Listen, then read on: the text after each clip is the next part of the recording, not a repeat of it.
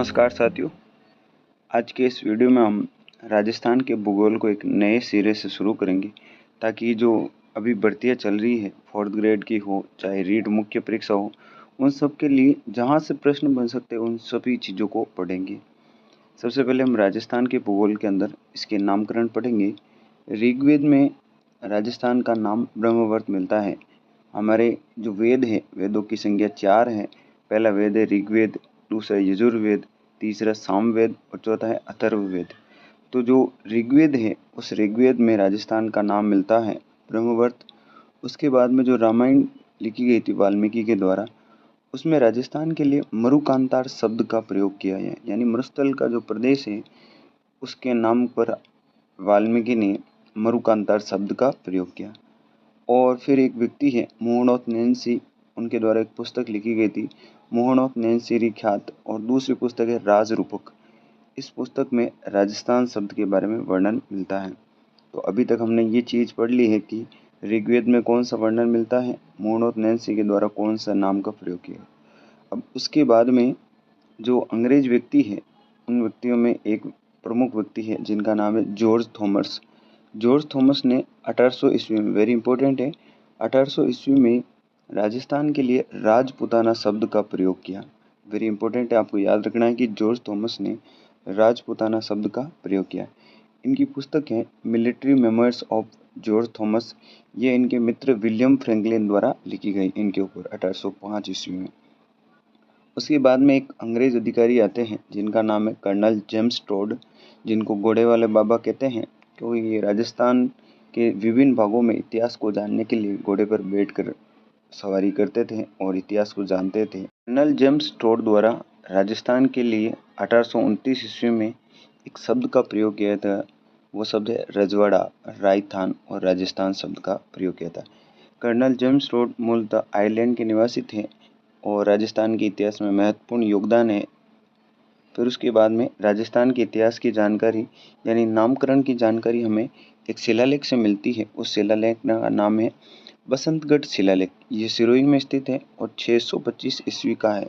और विक्रम संवत पूछे तब हम बताएंगे 682 ईस्वी, यानी जब ईस्वी है उसके अंदर हम 57 वर्ष जोड़ देते हैं तब विक्रम संवत अपने पास में प्राप्त हो जाता है।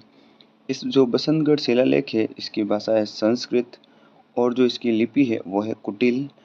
और जो बसंतगढ़ शिलालेख है ये चावड़ा वंश से संबंधित है और वहाँ का शासक था वर्मलात, उसके समय के ये शिलालेख है। और जो बसंतगढ़ शिलालेख है ये राजस्थान के लिए राजस्थानी द्वितीय शब्द का प्रयोग करता है। वेरी इंपॉर्टेंट है, राजस्थानी द्वितीय शब्द का प्रयोग करता है। अब आपको ये ध्यान रखना है कि राजस्थान की स्थिति भारत के उत्तर पश्चिमी भाग में है। जब हम ग्लोब के ऊपर दो रेखाओं की रचना करते हैं, पहली इकाई होती है जिनको अक्षांश रेखाएं कहते हैं और जो खड़ी रेखाएं होती हैं उनको देशांतर रेखाएं कहते हैं। तो इनमें अगर पूछा जाए कि राजस्थान की स्थिति किस प्रकार है, तब हम बताएंगे कि जो ये ग्लोब है, ग्लोब के बीचों बीच में जो रेखा है ये दो भागों में बांटती, ऊपर वाला उत्तरी गोलार्ध, नीचे वाला दक्षिणी गोलार्ध। और फिर उसके बाद में अगर हम देशांतर रेखाओं के दो टुकड़े करें तो एक होता पूर्वी देशांतर, एक होता पश्चिमी देशांतर। तो भारत इस वाली दिशा में स्थित है, इसका मतलब उत्तरी पूर्वी गोलार्ध के अंदर स्थित है ग्लोब पर। और फिर पूछा कि भारत के जगह है वहाँ पर राजस्थान कौन सी जगह पे है, तो ये अपना भारत है। भारत के वेस्टर्न साइड में राजस्थान स्थित है, तो हो जाएगा उत्तर पश्चिमी भाग में राजस्थान। उसके बाद में है कर्क रेखा। कर्क रेखा का मान है 23.5 डिग्री उत्तरी अक्षांश। ग्लोब के ऊपर कुछ रेखाओं की रचना की जाती है, जो बीचों बीच में रेखा होती है उसको 0 डिग्री भूमध्य रेखा कहते हैं, विषुवत रेखा। इसके ऊपर में जो रेखा है 23.5 डिग्री उत्तरी अक्षांश उसको कर्क रेखा कहते हैं। फिर जो 23.5 डिग्री दक्षिणी अक्षांश है उसको मकर रेखा कहते हैं। और कर्क रेखा और मकर रेखा के बीच में जो क्षेत्र पाया जाता है वहाँ पर सूर्य की किरणें सबसे ज़्यादा पड़ती है, इसलिए ये उष्णकटिबंधीय क्षेत्र हो जाएगा। जो कर्क रेखा है इसका मान कितना है तो हम बताएंगे 23.5 डिग्री उत्तरी अक्षांश। यह राजस्थान के दो जिलों से गुजरती है, डूंगरपुर और एक है बांसवाड़ा। सबसे अधिक गुजरती है बांसवाड़ा से और न्यूनतम है डूंगरपुर। डूंगरपुर के चिखली गांव के नज़दीक से होते हुए बांसवाड़ा के कुशलगढ़ तहसील में गुजरती है। राजस्थान में इसकी लंबाई कितनी है तब हम बताएंगे 26 किलोमीटर। स्वतंत्रता के बाद राजस्थान शब्द का प्रयोग 25 मार्च 1948 यानी जो एकीकरण का दूसरा चरण है, जिसको पूर्व राजस्थान संघ कहते हैं, उस समय राजस्थान शब्द का प्रयोग आता है। फिर जब संविधान लागू होता 26 जनवरी 1950, उस समय जो छठा चरण था, उस समय राजस्थान को विधिवत मान्यता यानी कानूनी मान्यता मिल गई थी। अब जो राजस्थान है उसके स्थिति विस्तार को थोड़ा सा जान लेते हैं। जो राजस्थान है, अभी मैंने आपको बताया था कि ग्लोब के ऊपर राजस्थान की स्थिति बताई जाए तो हम बताएंगे कि ये इस साइड में स्थित है, यानी उत्तरी पूर्वी गोलार्ध में स्थित है। तो बताएंगे ग्लोब में राजस्थान की स्थिति है उत्तरी पूर्वी गोलार्ध। और अगर पूछा जाए कि भारत के परिप्रेक्ष्य में किस प्रकार है, तब हम बताएंगे उत्तरी पश्चिमी भाग में स्थित है। जैसे हम भारत का जब मैप बनाते हैं तो भारत के पश्चिमी साइड में राजस्थान स्थित है और उत्तरी भाग में स्थित है, तो बोलेंगे उत्तरी पश्चिमी। भारत में किसी भी स्थान की स्थिति नागपुर महाराष्ट्र से ज्ञात की जाती है, एक तिथि रेखा होती है उससे ज्ञात करते हैं। राजस्थान में निरपेक्ष स्थिति मेड़ता नागौर से ज्ञात होती है। एवं कुछ राजस्थान है, राजस्थान की स्थिति विस्तार को जान लेते हैं। राजस्थान का सबसे दक्षिणी भाग है वो 23 डिग्री 3 मिनट पर स्थित है और सबसे उत्तरी भाग है 30 डिग्री 12 मिनट, यानी राजस्थान का अक्षांश विस्तार है 23 डिग्री 3 मिनट से 30 डिग्री 12 मिनट उत्तरी अक्षांश। सबसे दक्षिणी गांव कौन सा है, तब हम बताएंगे बोरकुंड। सबसे उत्तरी गांव है कोणा गांव। कोणा गांव गंगानगर जिले के अंदर गंगानगर तहसील में स्थित है। और जो बोरकुंड गांव है ये कुशलगढ़ में बांसवाड़ा जिले के अंदर स्थित है। फिर उसके बाद में पूछा जाए कि राजस्थान के पश्चिमी और पूर्वी भाग में बताइए, तब हम बताएंगे कि राजस्थान का देशांतरी विस्तार है 69 डिग्री 30 मिनट से 78 डिग्री 17 मिनट, यानी जो देशांतरी विस्तार है 69 डिग्री 30 मिनट से शुरू होता है और पश्चिम जो पूर्व की साइड में 78 डिग्री 17 मिनट पर स्थित है।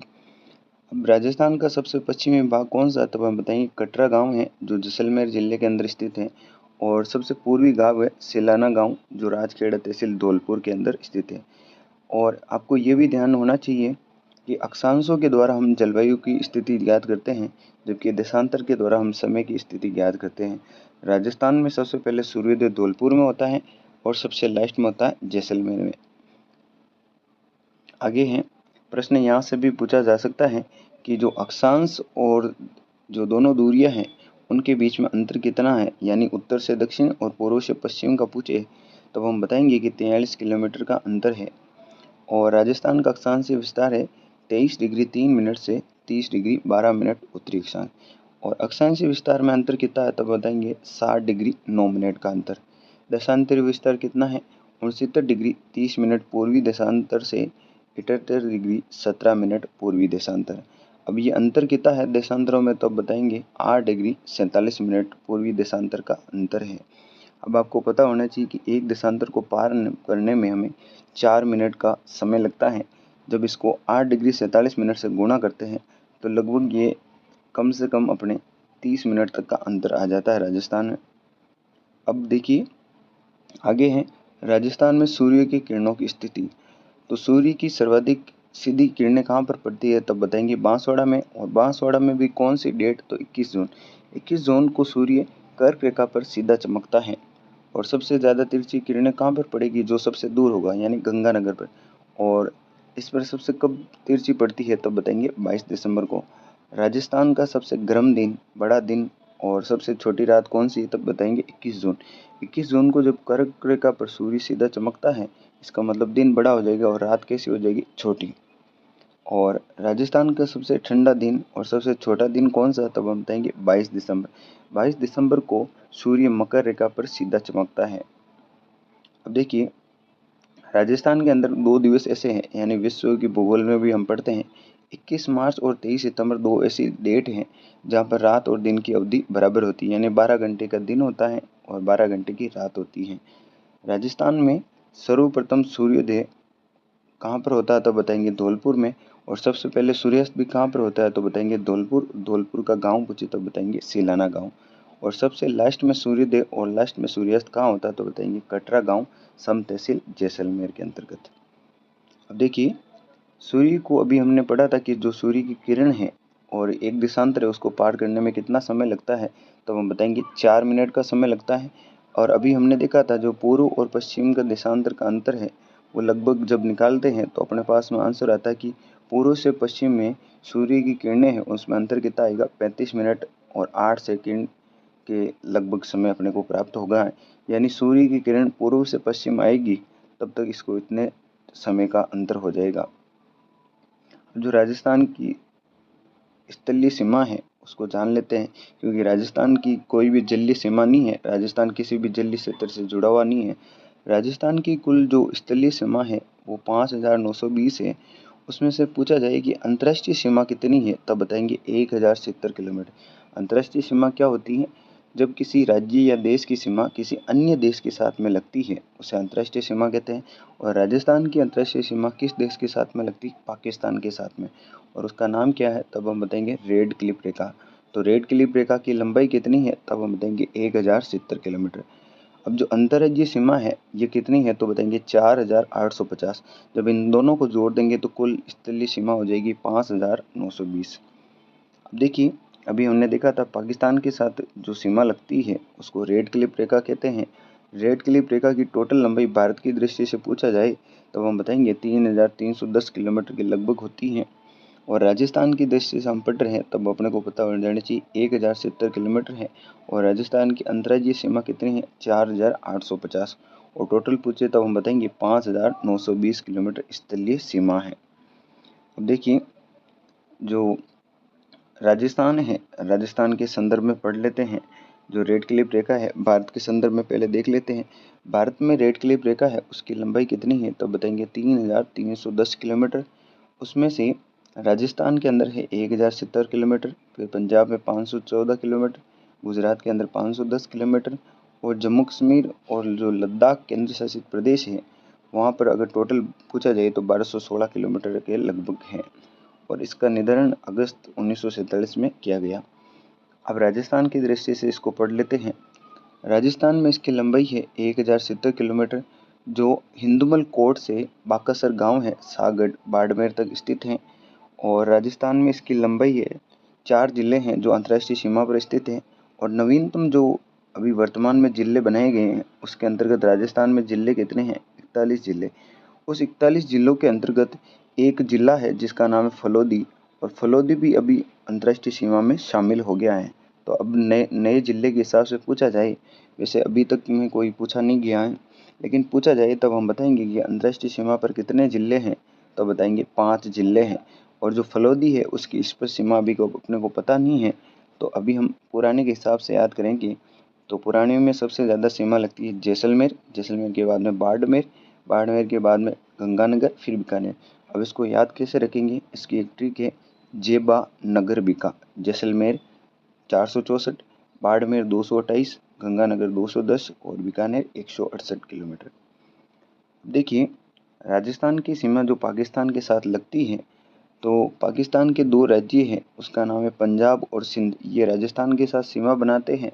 और पाकिस्तान के 9 जिले ऐसे हैं जो राजस्थान के साथ सीमा बनाते हैं। अब पंजाब प्रांत के कितने जिले हैं, 3। कौन कौन से, बहावलनगर, बहावलपुर और रईम यारकन।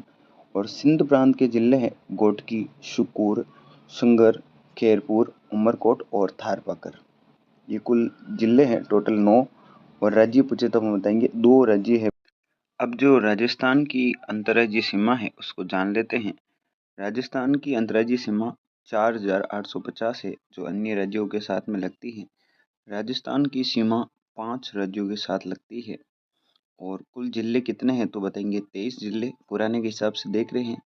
और उसमें से केवल अंतर्राज्यीय की बात करें तो 21 जिले, यानी जो गंगानगर है वो 2 के साथ में सीमा लगाता है। पहला हो जाएगा अपने पास में, एक तो हो जाएगा पंजाब, पंजाब के बाद में पाकिस्तान हो जाएगा। दूसरे हैं जैसे बाड़मेर, बाड़मेर पाकिस्तान के साथ में भी सीमा लगाता है। और राजस्थान के जो गुजरात राज्य है, गुजरात राज्य के साथ में भी सीमा लगाता है, राजस्थान व गुजरात के मध्य। अब जो गंगानगर और बाड़मेर है ये दोनों सीमा लगाते हैं, यानी अंतर्राष्ट्रीय व अंतर्राज्यीय दोनों सीमा पर स्थित है। राजस्थान की सर्वाधिक अंतर्राज्यीय सीमा है 560 किलोमीटर झालावाड़ में। सबसे कम अंतर्राज्यीय सीमा है बाड़मेर में, और उसके बाद में है भीलवाड़ा की। अब जो पंजाब राज्य है राजस्थान की उत्तर दिशा में स्थित है, उसकी लंबाई है 89 किलोमीटर। और राजस्थान की सबसे छोटी अंतर्राज्यीय सीमा पंजाब के साथ लगती है। राजस्थान के दो जिले पंजाब के दो जिलों के साथ सीमा लगाते हैं। राजस्थान के दो जिले हैं गंगानगर और हनुमानगढ़। गंगानगर पंजाब के साथ सबसे ज़्यादा सीमा लगाता है, हनुमानगढ़ सबसे कम सीमा लगाता है। पंजाब के दो जिले हैं फजीलका और मुक्तसर। उसके बाद में है पंजाब उत्तर दिशा में है और उत्तर पूर्व दिशा में अपने पास में जो राज्य है सीमा लगाता है उसका नाम है हरियाणा। हरियाणा की सीमा है 1262 किलोमीटर, यानी 89 किलोमीटर तो अपने पास पंजाब हो गया। उसके बाद में अपने पास में है हरियाणा राज्य। हरियाणा कितनी सीमा लगाता है तो बताएंगे 1262। अब हरियाणा के साथ में सीमा लगाने वाले जिलों को देख लेते हैं। राजस्थान के जिले हैं हनुमानगढ़ जो सबसे अधिक सीमा लगाता है हरियाणा के साथ में, फिर चूरू, झुंझुनू, सीकर, जयपुर, अलवर और भरतपुर। हरियाणा के साथ सबसे कम सीमा जयपुर लगाता है और सबसे ज़्यादा सीमा हनुमानगढ़ लगाता है।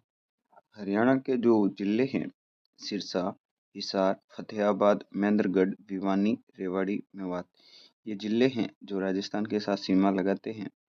अब उसके बाद में है कि पूर्व दिशा में राजस्थान के साथ सीमा कौन लगाता है। अभी हमने पढ़ा था उत्तर में हो जाएगा पंजाब, उत्तर पूर्व में हो जाएगा हरियाणा और पूर्व दिशा में अपने है उत्तर प्रदेश जिसकी सीमा है 870 किलोमीटर।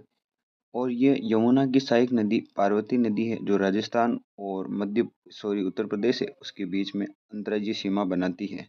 पार्वती नदी है जो यमुना की सहायक नदी है और ये राजस्थान और उत्तर प्रदेश को अलग करती है। अब जो राजस्थान के दो जिले हैं पुराने के हिसाब से ये पढ़ रहे हैं। राजस्थान के दो जिले हैं भरतपुर और धौलपुर हैं।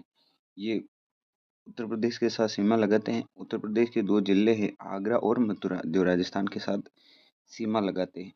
अब उत्तर प्रदेश के साथ सबसे ज़्यादा सीमा भरतपुर लगाता है और सबसे कम सीमा लगाता है धौलपुर।